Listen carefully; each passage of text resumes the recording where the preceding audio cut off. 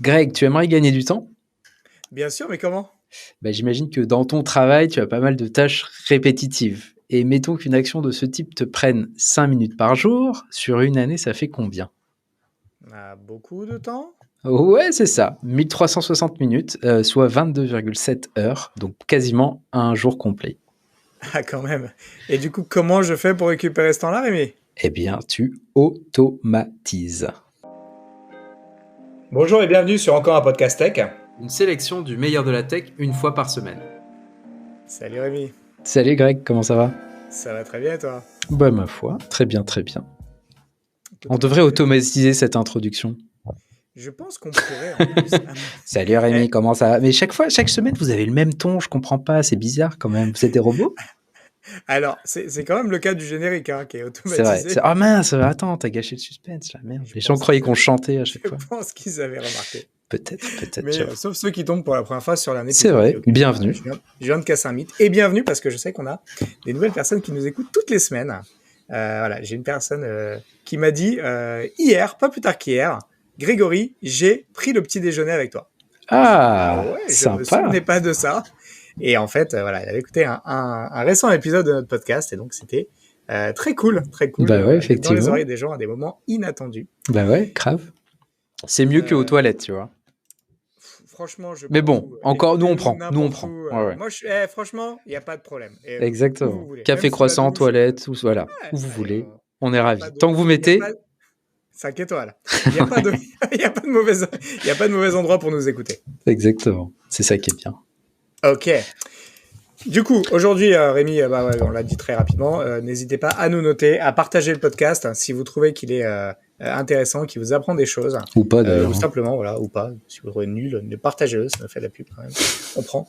Et puis, et puis voilà, aujourd'hui, on va parler d'un sujet.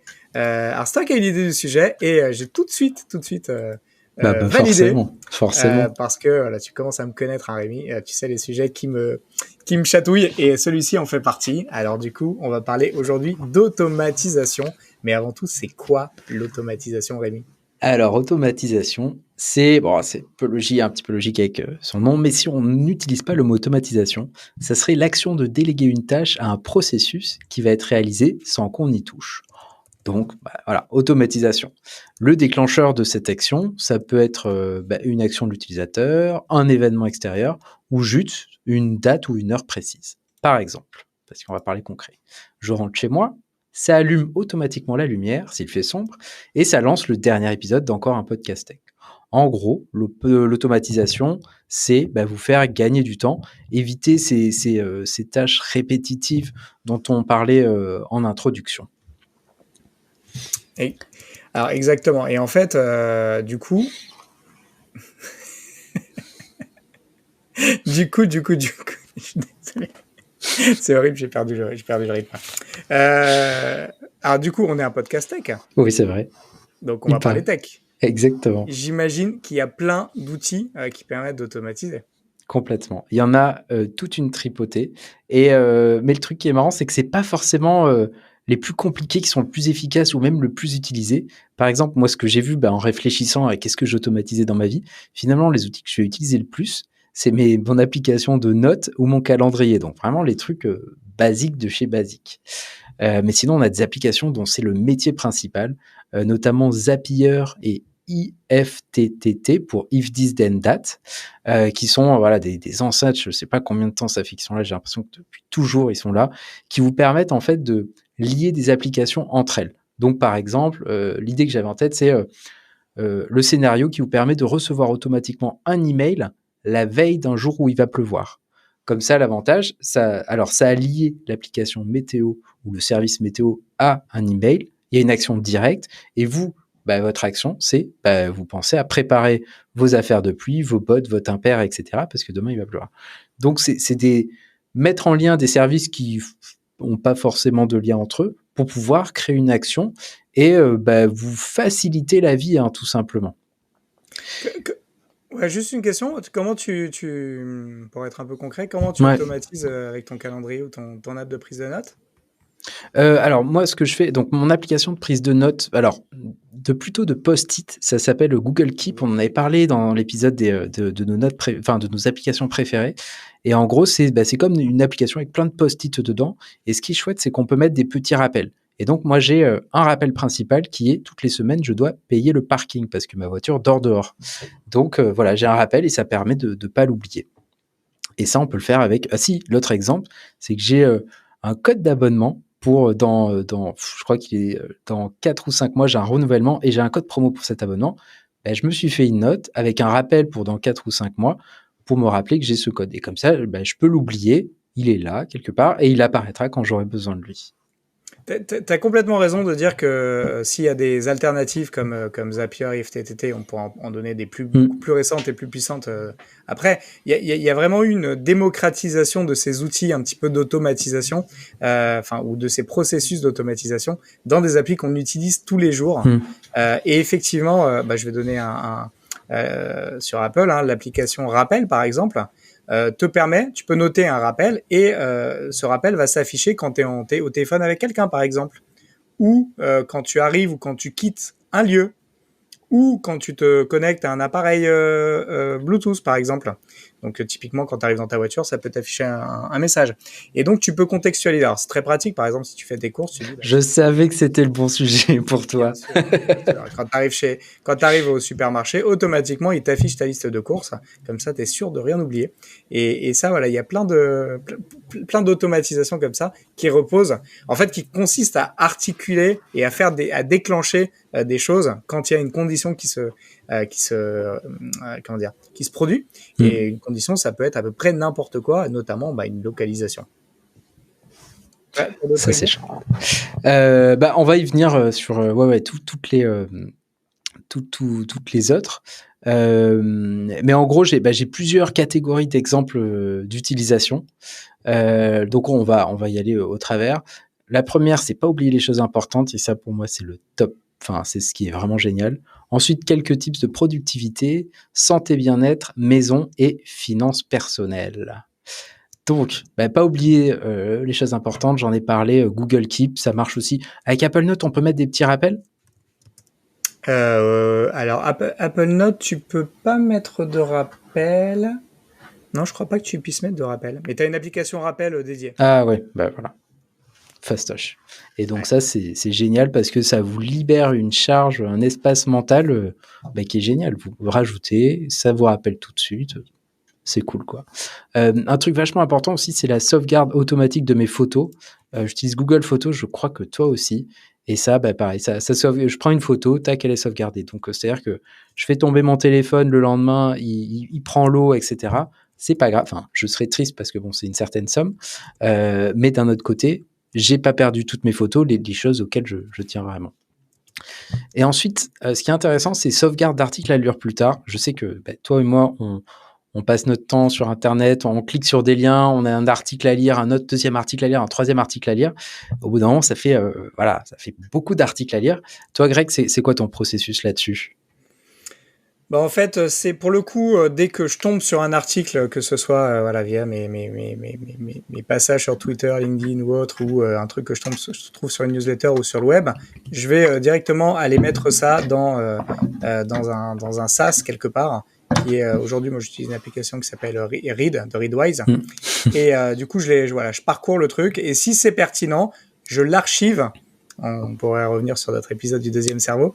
Je l'archive du coup sur Notion, parce que là j'ai une base de données de ressources très très complète et que je tiens depuis des années, qui me permet après de retrouver un contenu par catégorie et par mots-clés, etc. Génial. Écoute, pareil. Alors moi j'ai beaucoup encore d'onglets ouverts, les fameux à lire plus tard, qu'on ne lit jamais, ça c'est pas bien. Sinon je fais de la sauvegarde sur Pocket, donc qui est une application, une extension sur laquelle vous envoyez le lien et lui il va vous enregistrer l'article et ensuite vous pouvez le lire sur une application très agréable. Et je suis pareil en train de tester comme toi Read de Readwise, qui est plutôt pas mal, mais je suis pas encore allé au bout du truc, donc voilà. J'espère qu'ils vont reprolonger la période gratuite d'essai, parce qu'ils ont déjà replongé, parce que c'est pas mal, mais je suis encore loin d'utiliser toutes les possibilités de ça. Alors ensuite, productivité. Génial. Donc, lors de réunions en ligne, vous êtes sur Teams, vous commencez à vous endormir un petit peu. Heureusement, il y a des services qui permettent la prise de notes automatique. Ça, c'est génial. Donc, auteur.ai, par exemple, O-D-T-E-R.ai. Et encore mieux, donc là, on est en février, et il y a quelques jours, Microsoft a fait une annonce assez incroyable. C'est pour les gens qui utilisent Microsoft Teams dans une version, alors je crois que c'est une version professionnelle ou premium. C'est plus que professionnel, c'est professionnel plus où tu payes encore. Ouais, voilà, où tu payes encore plus, parce que moi, j'y ai pas encore accès. Et en fait, ça va donc déjà prendre des notes de toute la réunion, savoir qui a dit quoi, et à la fin, pouvoir analyser toutes les tâches à faire qui sont résultantes de toute cette réunion. Et ça, c'est avec qui doit faire chaque tâche. Ça, c'est vraiment le truc incroyable. Voilà, Ouais, on a même la plus. corvée des comptes rendus de réunion que personne ne faisait quasiment. Exactement. Et, du coup, il y aura plus à dire, à choisir à pile ou face qui fait le compte rendu. Ce petit moment de malaise en début de réunion qui dit bah, Ouais. Attends, j'entends pas très bien là, quoi. Il y a un petit moment de silence. Là, ce sera carrément l'IA qui va du coup noter tout ce qui a été dit, et puis en rattachant cela aux bons interlocuteurs, et ça, c'est plutôt cool. Ouais. Donc ouais, ça c'est incroyable. Ce qui est moins cool, c'est qu'il va falloir participer en réunion. Impossible de dormir, sinon ça va commencer à se voir au bout d'un moment que vous ne parlez pas du tout. Alors, le truc qui sera pas mal, mais on pourra se faire un épisode dédié dès que ça sera dispo, c'est que tu pourras même carrément avoir un récap quand tu arrives en retard à une réunion, que tu dois la quitter génial. avant l'heure. Ouais. En fait, tu sauras ce qui s'est dit avant ou après avant ton arrivée ou après ton départ. Ah, tu peux même limite, tu peux décider à rejoindre ou pas la réunion en fonction de ce résumé. Tu dis, hop, c'est fou. bon, Du coup, désolé, j'ai un autre les gens passeront leur temps à rentrer et sortir de réunion et des récaps par mail. Peut-être c'est la fin des réunions, quoi. Mais c'est exactement. Ça serait réunions. peut-être cool aussi. Ouais. On va peut-être gagner encore plus de temps grâce à ces choses-là. Ouais. Ok.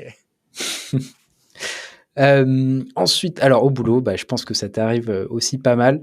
On a des questions souvent répétitives et récurrentes. Donc, genre, hey Rémi, comment est-ce qu'on fait ça? Oh Rémi, où est-ce que c'est ce SharePoint avec ces renseignements? Et donc ça, au fil du temps, moi j'ai des emails pré-rédigés dans OneNote, qui est un peu le Notion professionnel, sur lequel voilà, on prend un truc de prise de notes sur lequel j'ai les meilleures réponses à toutes les questions qu'on me pose de façon hyper souvent. Et quand quelqu'un me pose la question, maintenant, je vais sur OneNote, je copie, je colle. Et on pourrait aller plus loin en utilisant des templates pré-remplis. Est-ce que tu fais ce même genre de choses? Ouais, Craig? carrément. En fait, moi, j'utilise carrément des signatures de mail dans Outlook. Ah, c'est malin, donc, ça. Voilà, mon message est dans la signature, et donc je peux directement envoyer une réponse toute faite en switchant juste sur la... Alors après, j'ai juste à remonter d'effacer 2 ou 3 lignes, parce que la signature, elle vient en général après le texte. Mais comme la signature et tout mon message... c'est très malin, ça, utiliser les signatures pour la réponse automatique. Malin. Bien joué. Ça, c'est plutôt... Voilà, ce qu'il faut retenir, c'est effectivement garder quelque chose que t'envoies 2 fois, il faut l'archiver, il faut le dispo facile, parce que si on te l'a demandé 2 fois, on va te le demander 10 fois. Et donc, c'est bien de l'avoir sous la main. Tu gagnes énormément de temps, plutôt que d'aller chercher dans les mails envoyés, de le reformater, etc. Là, c'est tout fait. Et puis vraiment, pour les tueurs, alors, mais là, on n'est pas vraiment dans l'automatisation, on est vraiment dans le gain de temps. C'est comment tu peux, du coup, via des applications, on appelle ça des text expander, je sais pas si tu connais. Non. C'est en gros des applications qui te permettent de copier-coller des gros morceaux de texte, donc ça peut être carrément un email, juste avec des raccourcis clavier potentiellement, ou des combinaisons de touches. Et là, du coup, c'est beaucoup utilisé par des équipes qui font du service client ou ce genre de choses. Ouais. Et ça peut être redoutable en termes de gain de temps, parce que tu peux potentiellement avoir des déclinaisons sans fin, pour peu que tu aies les raccourcis mémorisés. Une fois que c'est mémorisé, ça roule très vite.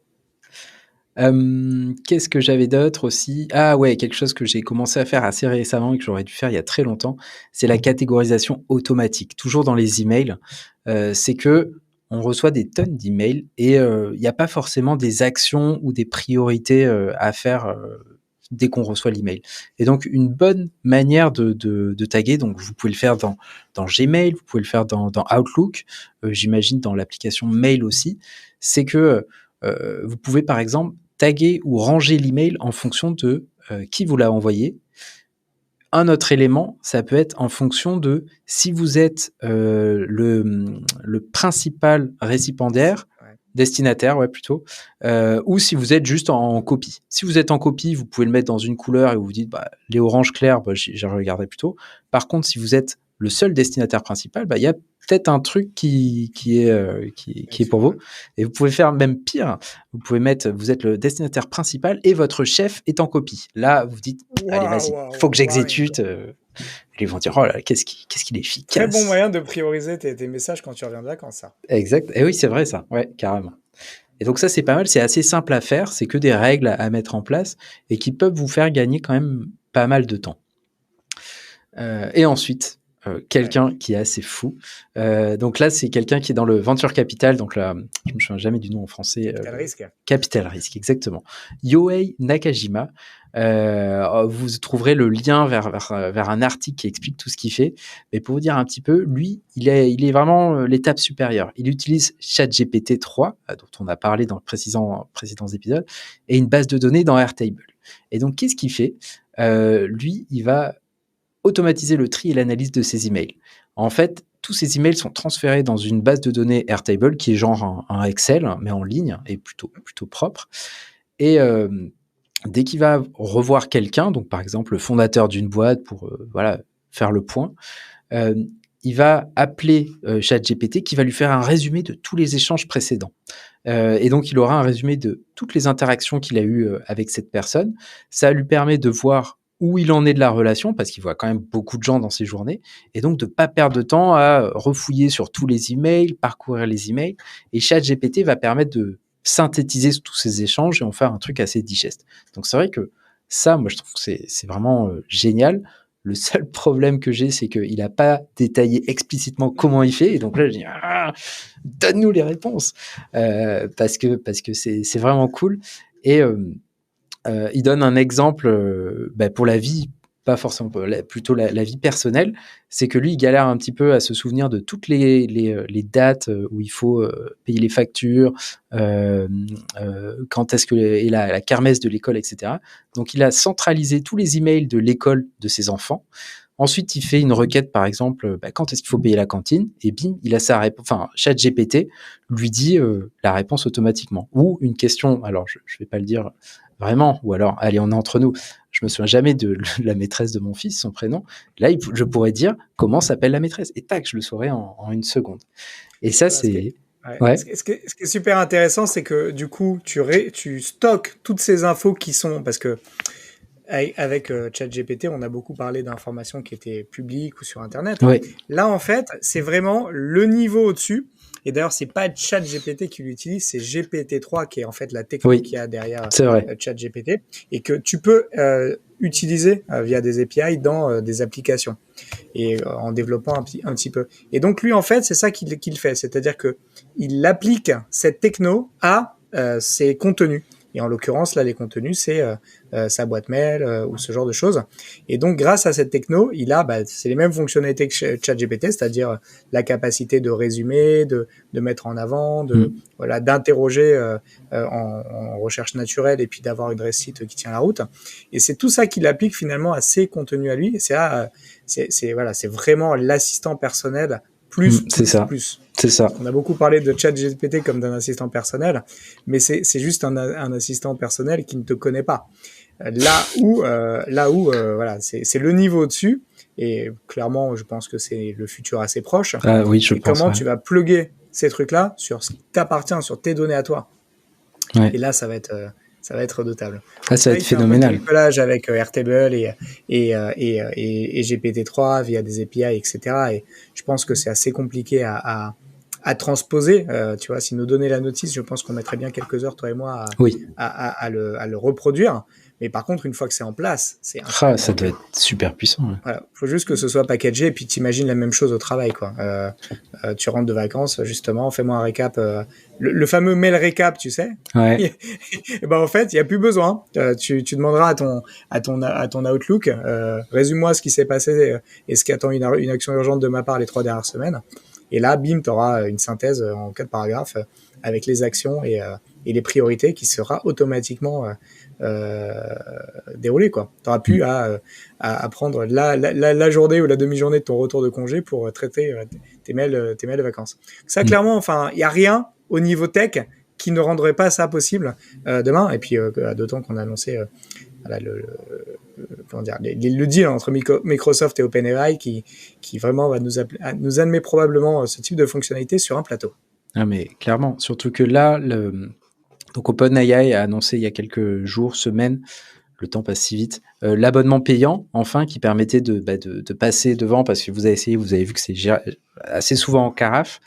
Et j'imagine que partie de cet abonnement, il y aura bientôt accès à des API avec possiblement plugger ça sur votre Gmail ou sur d'autres données personnelles. Et j'ai notamment l'exemple, pareil, d'un bidouilleur sur la newsletter, enfin le collectif de newsletter Evry. Je ne sais pas si j'en avais parlé ici ou pas, mais qui lui, il a un journal intime depuis une dizaine d'années.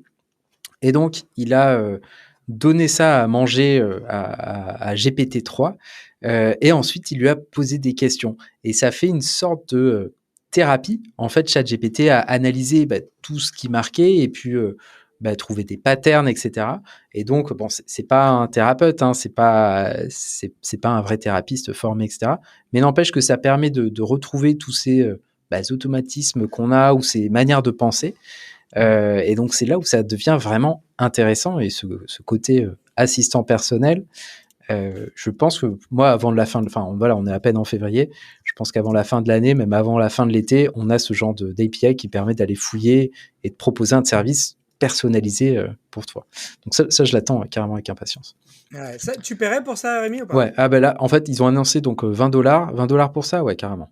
Ah, mais c'est sûr, c'est sûr. Ouais. Ah ouais. Autant $40, je trouvais ça un peu cher. 20. Après, il faut voir tous les usages et les possibilités, mais je pense que je vais craquer. Je crois que toi aussi. Ouais. Même à 40, t'étais prêt à craquer. J'étais à 2 doigts de craquer à 40, donc je suis faible. Ouais. Non, clairement, on est OK là-dessus. Est-ce qu'il y a d'autres secteurs, justement, du coup, où tu souhaiterais nous parler Oui, revenons d'automatisation? à l'automatisation. Donc, santé bien-être, oui. Les classiques. Alors, depuis que j'ai une Pixel Watch, il me dit régulièrement, une fois par heure, hey, Rémi, il faudrait que tu bouges un petit peu. Donc, il faut que je pense à le désactiver. Mais bref, vous pouvez avoir des rappels pour boire, parce qu'il y a beaucoup de gens qui ne pensent pas à boire. Et hydrater, c'est très important. Ou se lever, marcher un petit peu dans sa journée. Ça est sur Pixel Watch. J'imagine que sur Apple aussi.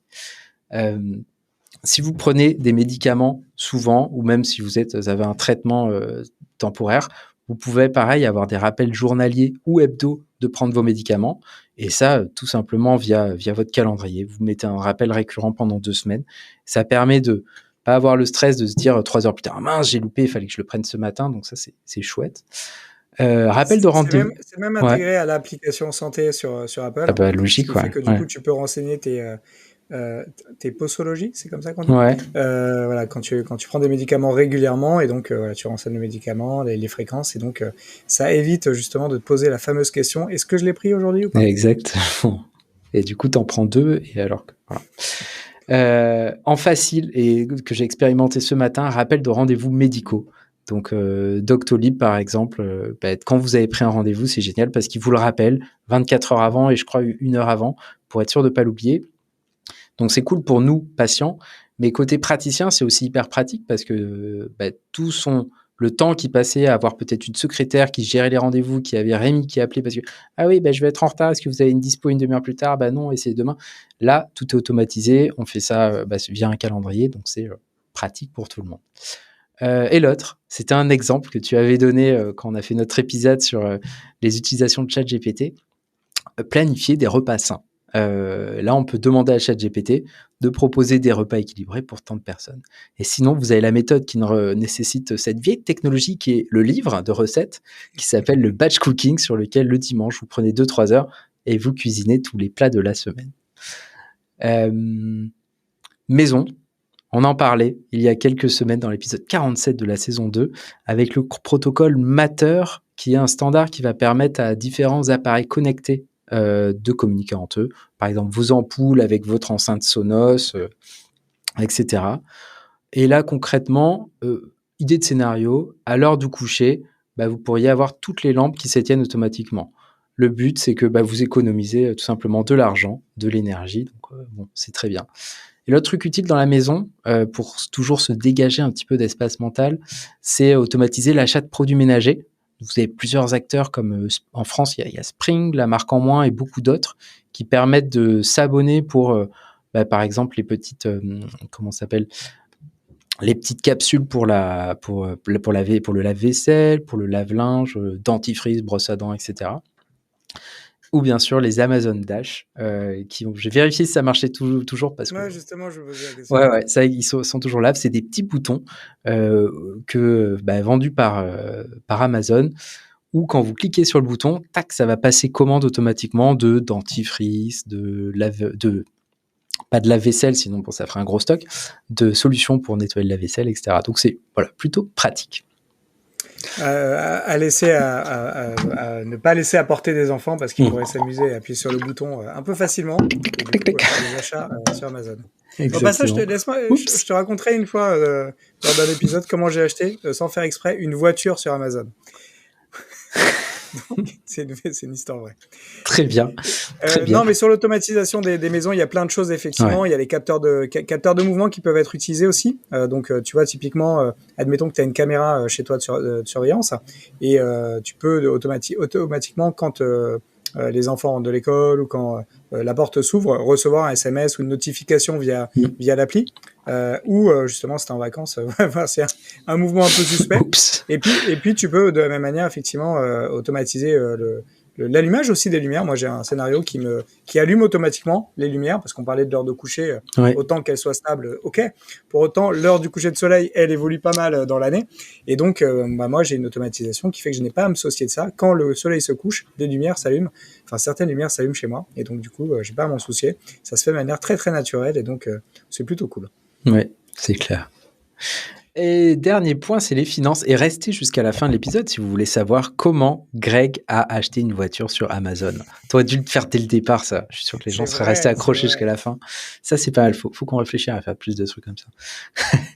Donc, finances, la base des finances personnelles, c'est de moins dépenser. Et donc, comment est-ce qu'on dépense moins ? Il y a plein de services qui nous permettent d'économiser, notamment sur les abonnements. Il y a des solutions, par exemple, Split avec... je sais plus, c'est 3 ou 4 Split, qui permet de partager un abonnement. Donc, par exemple, vous êtes abonné au Monde, vous mettez votre abonnement sur Split et il peut y avoir 1, 2, 3, 4, 5, je sais plus quel est le maximum, personnes qui vont avec qui vous allez partager vos identifiants et partager également le coût de l'abonnement. Donc, ça, c'est quand même très bien. Et récemment, j'ai écouté un podcast sur la martingale avec le fondateur de Origami, Origame, qui lui, vous inscrivez au service, il va analyser votre compte en banque et trouver tous les abonnements que vous avez et il va vous trouver les meilleurs abonnements en fonction de votre profil. Donc, assurance auto, assurance habitation, forfait de téléphone, etc. etc. T'as testé ça du coup ? Alors, Split, ouais. J'ai écouté le même épisode sur Origami. Et mais moi je pense...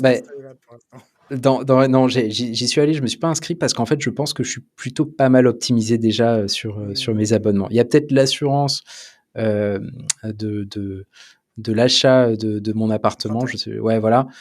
Peut-être qu'on pourrait négocier, mais on avait fait un petit peu les rats. On avait été vraiment très très radin. Je pense qu'on fait partie. T'es plutôt malin là-dessus, mais à tester quand même. Et ensuite, investir automatiquement. Une fois qu'on a économisé tous ces argents-là, on le place. Est-ce que tu sais ce que c'est le DCA ?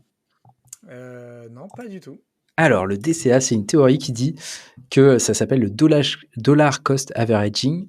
Et en fait, c'est tout simplement le fait d'investir de manière régulière pour lisser l'investissement et sans avoir à se stresser sur l'état des marchés. Par exemple, vous mettez 10 € une fois par semaine sur votre assurance vie et vous laissez rouler et ça roule. Et puis, dans 10 ans, 15 ans, 20 ans, normalement, ça aura un petit peu augmenté. Et donc, par exemple, sur les banques, par exemple Boursorama, vous pouvez faire... moi, j'ai une automatisation vers mon compte d'investissement. Ça peut être vers l'assurance vie, le PER, le PEA qui est passé à 3%. Donc, voilà, vous n'avez pas à vous prendre la tête, vous automatisez ça, c'est génial. Et en crypto, parce que forcément, crypto. Oui. Moi, j'aime bien Paymium, Paymium, qui est un vieil acteur français, via lequel on peut investir chaque jour, chaque semaine, chaque mois sur Bitcoin et Ethereum. Donc moi, c'est ce que je fais toutes les semaines. J'investis un petit peu sur Bitcoin. Mais je crois qu'on a fait le tour des automatisations. Est-ce qu'il y a des trucs, toi, Greg, que tu fais, parce que je sais que tu as plein d'automatisations. C'est quoi, toi, tes automatisations préférées dans ta vie, ou celles qui te font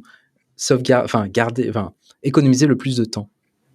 Non, moi j'en ai quelques-unes qui sont pas mal. Alors moi vraiment, enfin tu vois, l'automatisation c'est quelque chose qui comment dire,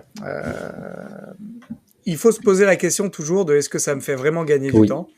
Et il faut pas que ça devienne un truc pour se faire plaisir, parce que les geeks qu'on est nous pouvons vite nous plonger dans des automatisations très très complexes qui au final rendent très peu de services. Non, moi j'en ai mis en place quelques-unes pour le boulot, par exemple.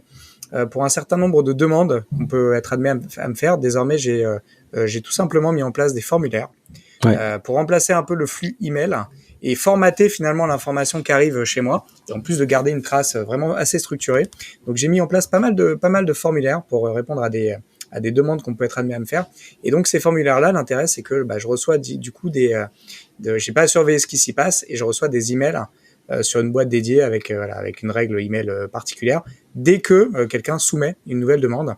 Et donc ça me permet de pas avoir à surveiller les choses, et puis finalement de les avoir bien séparés de ma boîte mail principale, et bien stockés et historisés. Ça, très très pratique, parce que t'as plus qu'un lien à partager, et les gens après ils se le passent entre eux, et ça roule nickel, et ça fait pas mal de mails en moins. Donc ça, c'est plutôt cool. Il y a également le sujet de tout ce qui est renouvellement, effectivement. J'ai pas mal d'automatisation. J'ai quelques bases de données Airtable, justement, où j'ai des dates d'expiration de certains services ou certaines choses que je veux renouveler. Et donc ça, typiquement, ça me permet de recevoir un mail quand les choses expirent un peu. Enfin, en gros, je dis 15 jours, 30 jours avant que le truc expire, je reçois un message. Et donc ça, c'est plutôt pas mal. Ou sinon, sur des applications, sur d'autres choses, je peux le faire via les notes de mon téléphone, où tu peux planifier de recevoir une alerte à telle date, à telle heure, à propos de tel sujet. Donc ça, c'est plutôt pas mal. L'idée, c'est vraiment de se décharger très vite la tête, et de remettre quelque chose à plus tard, et de ne pas avoir à penser à s'en souvenir. Donc ça, c'est vraiment la base. C'est exactement ça. Donc j'ai parlé des automatisations chez moi au niveau des lumières, des appareils, etc. Ça, c'est plutôt cool. Et puis j'ai également quelques automatisations au niveau de l'application raccourci sur mon téléphone, comme par exemple le fait de pouvoir automatiquement, quand je rentre dans ma voiture, il se connecte en Bluetooth, il me lance entre telle heure et telle heure, il se connecte au Bluetooth, il me lance Waze, et puis il me lance à l'itinéraire de mon boulot, par exemple. Parce qu'il sait que le matin, en semaine, j'ai plutôt tendance à aller à mon travail à telle heure, et qui me lance en même temps ma playlist Spotify ou le dernier épisode de podcast. Donc ça, c'est plutôt cool. Encore un podcast tech. Du coup, c'est fait automatiquement. Et la dernière automatisation, alors là, pour le coup, je suis aidé d'une application. C'est une application qui s'appelle Digipost, qui est une application, très très bon service de la Poste, qui, alors j'ai écrit un article là-dessus, donc je pourrais le remettre dans les notes, qui permet en fait de se connecter à tout un tas de services en France et à l'étranger, et de récupérer, on va dire, les pièces jointes, les factures, etc. De ces services. L'intérêt, c'est que ça te range tout ça dans un coffre-fort électronique sécurisé, et qui a une offre gratuite qui fait quand même déjà le job. Et du coup, dès que je reçois une facture EDF, dès que je reçois une quittance de loyer ou une facture de la Fnac ou quoi que ce soit, ça va automatiquement se ranger dans ce coffre-fort. Et donc derrière, tout est indexé, je peux le rechercher et je peux le retrouver très très facilement. Et donc voilà, ça marche très très bien aussi. Et du coup, tout est centralisé sans que j'ai à m'en occuper. Et très accessible en permanence sur mon mobile, desktop, etc. Bien sûr. Tu connaissais ce service ? Alors, je le connaissais, et en fait, on a un peu la même chose via mon boulot, mais qui est une interface antidéluvienne, et du coup, j'ai rien automatisé du tout parce que pas utilité. Et c'est vrai que non, pour le coup, je m'en fiche un peu de recevoir mes factures Fnac, vu que je les retrouve assez facilement. Mais si tu centralises tout d'un autre côté, c'est bien. Par Tout contre, est centralisé, tu recherches et puis tu peux même ajouter des documents, des services, ouais. etc. Par contre, en plus, c'est cool, tu peux avoir une adresse en @laposte.net. Et ça, c'est quand même la classe. Non, il n'y a pas besoin. Non, t'es mauvaise langue. Pas du tout. J'aurais refusé le service sinon. Ok, ouais. Eh ben, super intéressant. Génial. Du coup, tu veux vraiment savoir comment j'ai acheté une voiture? Bah oui, bien sûr. Bien Ok, sûr. très bien.